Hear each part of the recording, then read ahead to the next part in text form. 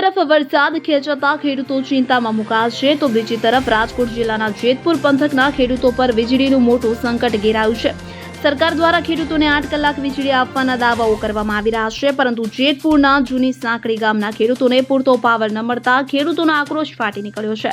વીજળીના ધાંધિયાથી મોંઘો દાટ પાક સુકાઈ રહ્યો હોવાથી આજે રોષે ભરાયેલા ખેડૂતોએ જેતપુર પીજીવીસીએલ કચેરી હલ્લાબોલ કરી સૂત્રોચ્ચાર સાથે આવેદનપત્ર પાઠવ્યું હતું। જો આ વિશેષ અહેવાલ જેતપુર તાલુકાના જૂની સાંકડી, મંડલિકપુર અને પેઠલા ગામના ખેડૂતો હાલ ભારે આર્થિક નુકસાનીના ભય હેઠળ જીવી રહ્યા છે। જૂની સાંકડી ખાતે આવેલા પંચનાથ ફીડરમાંથી આ ત્રણેય ગામોને વીજળી પૂરી પાડવામાં આવે છે, પરંતુ ખેડૂતોનો ગંભીર આક્ષેપ છે કે તેમને 8 કલાક વીજળી આપવાને બદલે કટકીને બટકે માત્ર 3 થી 5 કલાક જ પાવર આપવામાં આવે છે। હાલ વરસાદ ખેંચાયો હોવાથી પાકને બચાવવા માટે પિયતની સખત જરૂર છે, પણ પાવરના ધાંધિયાથી મહેનતે વાવેલો પાક સુકાઈ જવાની ભીતિ સેવાઈ રહી છે।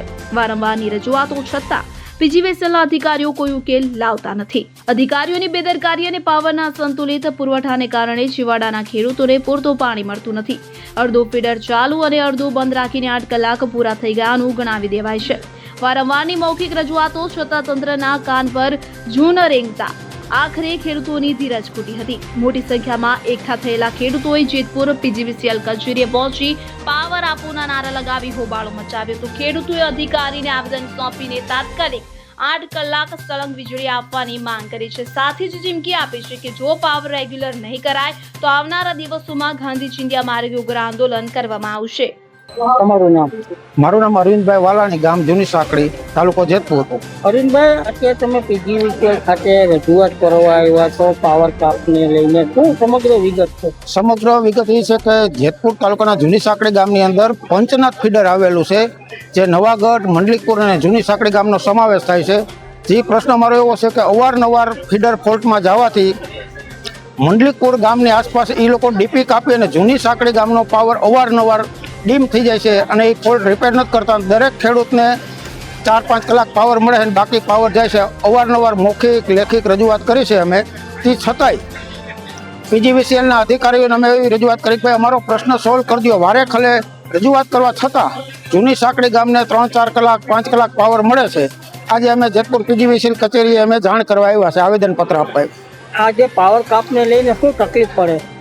ખેડૂતને થોડું પાણી છે તો થોડુંક પાય છે નથી, બિચારા એમને હેરાન થાય। થોડો ઘણો પાવર વ્યવસ્થિત આવે તો ખેડૂતને વરસાદની અછતના હિસાબે આ સમસ્યા હલ થઈ જાય છે કે ભાઈ થોડોક પાવર રેગ્યુલર આવે તો અમારું થોડું ઘણું જે હાથમાં આવવાનું પીત બધું પાકી જાય। મારું નામ ગોપાલભાઈ લાલજીભાઈ આસોદરિયા, મારું ગામ જૂની સાંકડી। ગોપાલભાઈ, તમે એક આજે આ પીજીવીસીએલ ખાતે પાવર કટને લઈને આવેદનપત્ર આપ્યું, શું સમગ્ર વિગત છે? સમગ્ર વિગત એ છે કે અમને આખો દિવસમાં 8 કલાકમાં મુદલ 4 થી 5 કલાક વીજળી મળે છે। અહીંયા તમે પીજીવીસીએલમાં રજૂઆત કરો કે ફોન કરો ને તો એમ કે આ એમ કે તમારો ભાઈ પાવર પૂરો થઈ ગયો છે, તો 5 કલાકમાં અમે એમ કે ભાઈ પાવર તો હજી 5 કલાક જ આવ્યો છે, તો કે હાલો અમે ઉપર જોઈ લેવું હું થયું ને આમ થયું તેમ થયું કરીને પાવર કાપી નાખે છે। અત્યારે આ એક તો વરસાદ થતો નથી, કુવામાં પાણી માંડ થોડા સીડા છે અને જો એ ન પીએ તો અમારો પાક સંપૂર્ણ નિષ્ફળ જાય એમ છે આ લોકોની બેદરકારીને હિસાબે।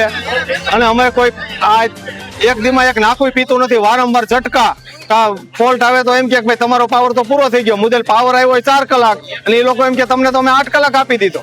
આ રીતની વારંવાર વાત કર્યા સિવાય આ જ પ્રશ્ન આવીને ઉભો છે। તમારી માંગ શું? અમારી માંગ એ અમને 8 કલાક પૂરો પાવર આપો, અમને વીજળી પૂરી આપો। 8 કલાક 10 કલાક નો આપો તો કઈ નહીં, પણ 8 કલાક તો પૂરી વીજળી આપો। આ સરકાર એમ કે છે ખેડૂતને 8 કલાક અમે 10 કલાક વીજળી આપીશું, પણ એ તો 3 કલાક જ આવે છે આખો દીમાં। એનું શું કરવું? અમારે વોલ્ટેજ 350 વોલ્ટેજ આપે, મોટર ભરી જાય તો એને અમારે શું કરવાનું?